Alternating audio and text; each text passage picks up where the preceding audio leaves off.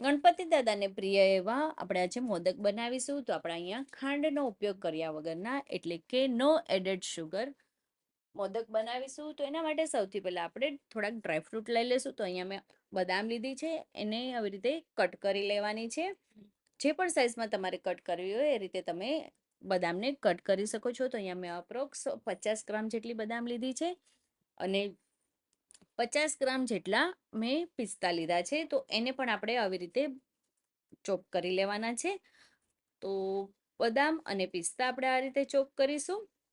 સરસ મજાના ચોપ થઈ જાય એટલે પછી આપણે અહીંયા કાજુ પણ લીધા છે, તો એને પણ આપણે સરસ રીતે ચોપ કરી લઈશું. તો બધા ડ્રાયફ્રૂટને અલગ અલગ રીતે ચોપ કરી લેવાના છે. આ લાડુ તમે મોદક તમને બધાને ખૂબ જ ભાવશે, બાળકોને પણ ખૂબ જ ભાવશે, કેમ કે આપણે અહીંયા ડ્રાયફ્રૂટનો વધારે ઉપયોગ કરેલો છે, જેથી સૌ કોઈને આ મોદક પ્રિય બનશે. અને કાજુ કપાઈ જાય એટલે આપણે અહીંયા અખરોટ લેવાના છે. અને આ મોદક આપણે ઘણા ટાઈમ સુધી સાચવી શકીએ છીએ, કેમ કે આપણે આ મોદકમાં પાણી કે કોઈ પણ વસ્તુનો ઉપયોગ કર્યો નથી, જેથી તે ઘણા ટાઈમ માટે આપણે એને સ્ટોર કરી શકીએ છીએ. અને ફ્રીજમાં પણ મૂકવાની જરૂર નથી, આપણે નોર્મલ ઘરના ટેમ્પરેચરની અંદર જ આપણે એને રાખી શકીએ છીએ.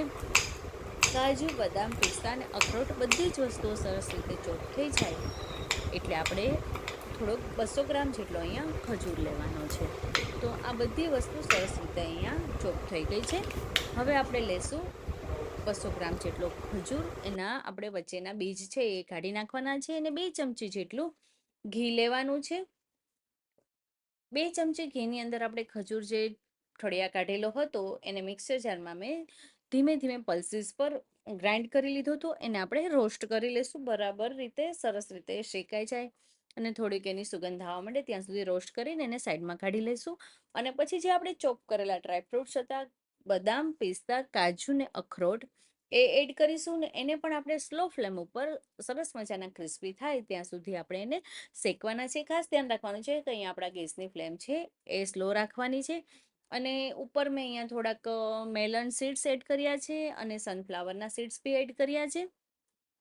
આ બધી જ વસ્તુઓને આપણે અહીંયા સ્લો ફ્લેમ પર ધીમે ધીમે એને હલાવતા રહીશું, એટલે કે શેકતા રહીશું, જેથી કરીને સરસ મજાના ક્રન્ચી થઈ જશે. ક્રન્ચી થાય ત્યાં સુધી આપણે એને આવી રીતે હલાવશું. પછી આપણે એને સાઈડમાં કરી લઈશું અને બધી વસ્તુ સરસ ઠંડી થાય પછી આપણે ખજૂર જે શેકેલો હતો એને આ ડ્રાયફ્રૂટ્સને મિક્સ કરી દેવાનું છે. સરસ મજાનું મિક્સ થઈ જશે. તો અહીંયા તમે જો તો અહીંયા મેં મોલ્ડની અંદર મિક્સચરને એડ કર્યું છે અને સરસ મજાનું એને સરસ આખું પેક થઈ જાય ત્યાં સુધી અહીંયા એને ફિલ કરવાનું છે ને પછી એને ડિમોલ્ડ કરી દેવાના છે. અહીંયા તમે તમારી હાથે પણ કોઈ પણ મોદક બનાવી શકો છો. તો સરસ મજાના આપણા અહીંયા મોદક બનીને રેડી છે. તો તમે પણ આ મોદક જરૂરથી ટ્રાય કરજો. અને આ મોદક હેલ્ધી પણ છે, છોકરાઓને પણ આ મોદક જરૂરથી ભાવશે. અને અહીંયા મેં થોડાક ખસખસના બીજ પણ એડ કર્યા છે.